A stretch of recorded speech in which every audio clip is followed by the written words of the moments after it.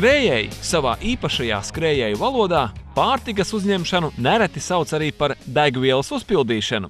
Cik kvalitatīvu un kādos daudzumos degvielu uzņemsi, tik tālu un tik ātri varēsi skriet. Nordea Rīgas maratona skriešanas skolas 3. darbnīcā speciālisti stāstīja par pareizu uzturu un kur rast enerģiju. Ikdienas uzturs tas viens, bet treniņu laikā tam uzturam ir citi uzdevumi, un tāpēc noteikti es visus rosinātu, kad ir obligāti tam uzturam jautājumiem ir jāpievēršās un jāizprot, jo šie principi viņi būs atšķirīgi. Citreiz mēs teiksim, ka jāēd varbūt vairāk pat tie saucamie neveselīgie produkti, kurus mēs ikdienā cilvēkam iesakām ēst mazāk. Tas piemērs ir tāds, ka mēs neiesakām vienkārši makarons, vienkārši rīsus, bet mēs viņus saucam sportistu ēdieniem, un savukārt ikdienā mēs iesakām ēdot labāk auzes, griķus, tad tā ir tā galvenā atšķirība. Tāpēc, ka sportists dedzina, viņam vajadzīgs Sportistam vajadzīgs tā enerģija, un otrkārt viņam jātiek pie tās enerģijas ātri.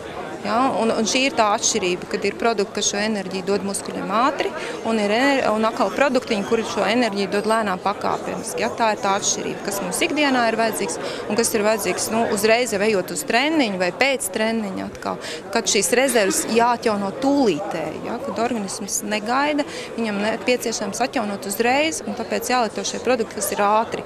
Tie ir arī varbūt tie, ko mēs ikdienā sakām, mazāk saldu dzērienus, mazāk vienkārši sulas, ēdat augļus, bet šoreiz saku dzeram to koncentrēto augļu sulu vai vienkārši kādu sildinātu dzērienu, tātad medus karotīti un tā tālāk. Tur tie daudzumi, protams, sportistam būs katram individuāli.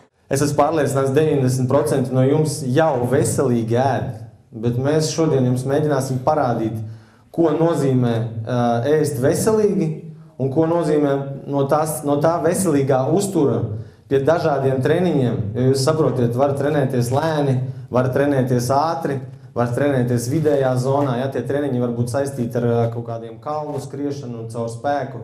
Pie visiem šiem treniņiem tas uzturs nedaudz mainās. Ir jāsaprot, kā jūs trenējaties, un tad arī jādomā, kā jūs ēdat un galvenais kādā daudzumā. Jo, ja profesionāls tērēs tikai stundā no 40 līdz 60 gramiem viņš var iet, tad amatieris var patērēt krietni vairāk. Sportā ir galvenais, ko jūs ēdat pirms treniņa un uzreiz pēc. Jūs nevarat savu ķermeni apmānīt. Normāls cilvēka ķermenis maksimāli, ko var stundā paņemt, tas ir 90 gramus ogļhidrātu, ne vairāk. Mēģinam sadozēt jūsu treniņus atkarībā no tā, kā jūs skriesiet, to arī jūs ēdīsiet. Piemēram, ja jums ir paredzēts garš zemes intensitātes treniņš, nezinu, stunda, divas, kā kuram, kurš kā trenējās un kurš kā skrien. Tad jums uz to treniņu ir noteikti jālieto tie produkti, kas jums dos to garo, to ilgstošo enerģiju, kas spēs saglabāties visa treniņa laikā. Ja mēs ēdīsim, paskatieties apakšējo, saulspuķu sēklas, ķiploki, salāti zaļie, salātu lapas, tomāti, sīpoli, kāposti, zaļie pipari, sēnes, brokoļu, baklažani, tas tā viss super veselīgs produkts, bet viņš ir pilnīgi tukšs. Ja jūs atceraties, ko mēs sākumā pateicām par glikogēnu. Glikogēns aknā un kājā pietiks tikai uz stundu darbības. Pēc tam jūs ejat rezervē. Ko tas nozīmē? Ja jūs barosieties mega pareizi kā šitā, tad tas jums nedos to enerģiju. Un labi, protams, jūs varēsiet noskriet tur vienu, tos divus treniņus, bet tās enerģijas un tas glikogēna rezerves nav tik vienkārši atjaunot. Zemes intensitātes garš treniņš, tad noteikti šitie apakšējie produkti, viņi būs bezjēdzīgi tajā dienā. Savukārt tajā dienā, tad, kad jūs netrenējaties, un jūs zinat, ka tos ogļhidrātus ēdot daudz, ļoti daudzi sūdzās, kā es pirmajā Nordea skolā es rādīju, kad sievietes nevar džinsos ielīst, tad tas ir tas, kas tajās dienās var tikt ēsts. Tajā dienā tas tukšais produkts noteikti derēs. Es jau sapratu, kad ir šīs jukas starp veselīgu uzturu un starp šo te speciālu uzturu, kas nodrošinā tieši kompensētājās slodzēs tās esošos patēriņus.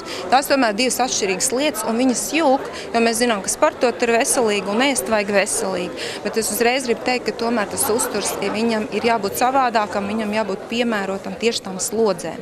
Tā kā katram individuāli ir jāpārunā noteikti ar treneri. Jā, jo vislabāk treneris, tas zina, kāda tā slodze, kāds tas veids viņam ir. Skriešanā, tāpat kā citās fiziskās nodarbēs, ļoti svarīga ir regulāra šķidruma uzņemšana un pietiekamā daudzumā. To speciālisti uzsver īpaši.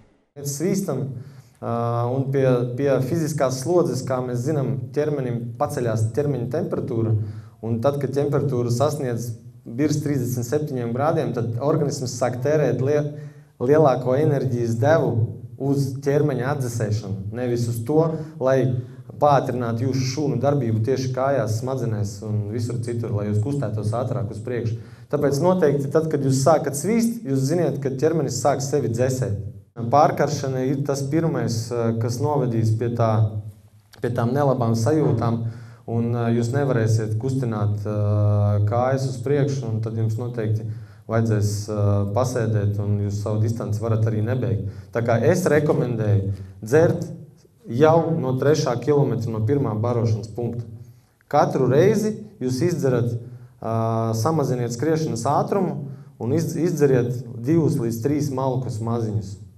Tas būs noteikti pietiekoši, ja katrus 3-4 kilometrus jūs lietosiet to dzērienu vai to šķidrumu, tad tas jums neļaus dehidrēties. Sportošana, protams, iet arī roku rokā ar veselīgu uzturu, un jūs to zinat. Un, mans ieteikums vienīgais no manas puses būtu nemainīt ļoti krasu ēdienkarti, teiksim, tieši pirms sportošanas. To arī man šķiet, ka nepieminēju, to es varu pieminēt beidzot.